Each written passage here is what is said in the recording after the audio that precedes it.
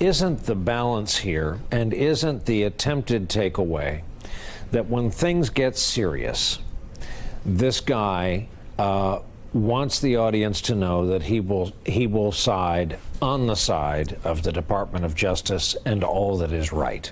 He definitely wants to do that. He's said that basically today, and I want to believe that because I love the Department of Justice and I want it to have that independence. I don't have total confidence that that's what he'll do when Trump asks him to do something, but I don't have any other choice because, but to be hopeful. He's going to be confirmed. He's hit all the notes today. He's basically said what he has to say, and the Republicans have all the votes. So I don't feel like I have a choice to express my love for the department and to hope and pray that he will uphold what he says he will do. There's no other choice. Neil, you were nodding. Is that basically sum up your feelings as well? Not exactly. Look, I think the department is our kind of crown jewel in our democracy. And maybe he's got the votes, maybe he doesn't, but these questions have to be asked. And I think it'd be unforgivable to confirm someone if they can answer the Matt Miller question properly, or the ethics question. Yeah, but they're going to ask them, and then where are we? Well, but they got to be, and then I think it's a duty of any senator, Republican or Democrat, if they can't answer the ethics question, which you pointed out earlier, or Matt's question, they can't vote to confirm this guy. And the ethics questions, I think, is so important because I agree he's hit a lot of the right notes, but you expect every nominee to come before this committee and hit those notes.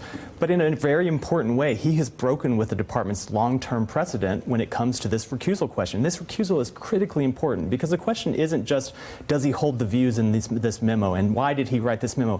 It's the fact that he shared them with the president's counsel inside the White House, outside the White House. He shared them with Mike Pence's counsel. He shared them with Jared Kushner's counsel. Why was he sharing this memo? Why was he advocating this position before the department and sharing it with with all of the president's men? Right, but we know all that. Do you think that's going to change anything? I think the very important tell of where he is kind of taking the Trump position versus the longstanding DOJ position is this answer around recusal, where he says, I will consult with the ethics officials, but ultimately he will make the decision.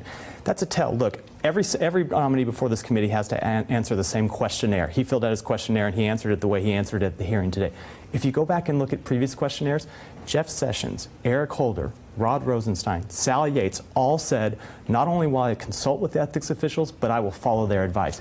He is instead taking the Matt Whitaker position. And he's taking that position because he knows that's what the president wants, not what's right for the Justice Department. And just to spell this out, so the acting, in my view, fake Attorney General Matt Whitaker, it would ask the ethics office, said, do I have to recuse on Russia?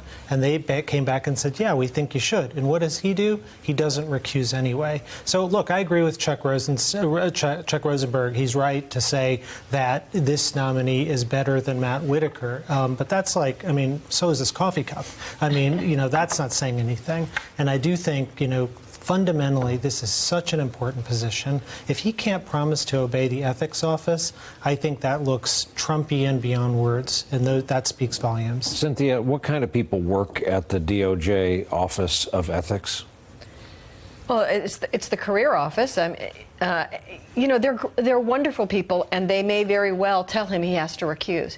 I'm not saying I disagree with you. I think this ethics answer is terrible. I think this memo is terrible. I think his views since 1989 about the unitary executive and all the power, it's all terrible. But it's what we got, and it's coming. That's all I'm saying. You're right. He's changed on this ethics. He's never going to recuse. I just think we ought to face it.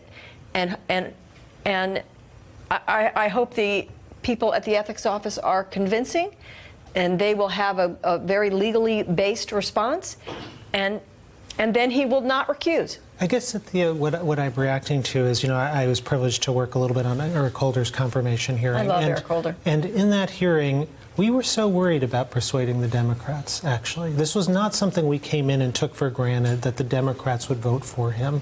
Every vote was in play because every senator fulfilled their constitutional obligation to take their job seriously. And I think what we're seeing right now... We're not there. That's not where we are. This is the same committee that thought that Justice Kavanaugh was telling the truth.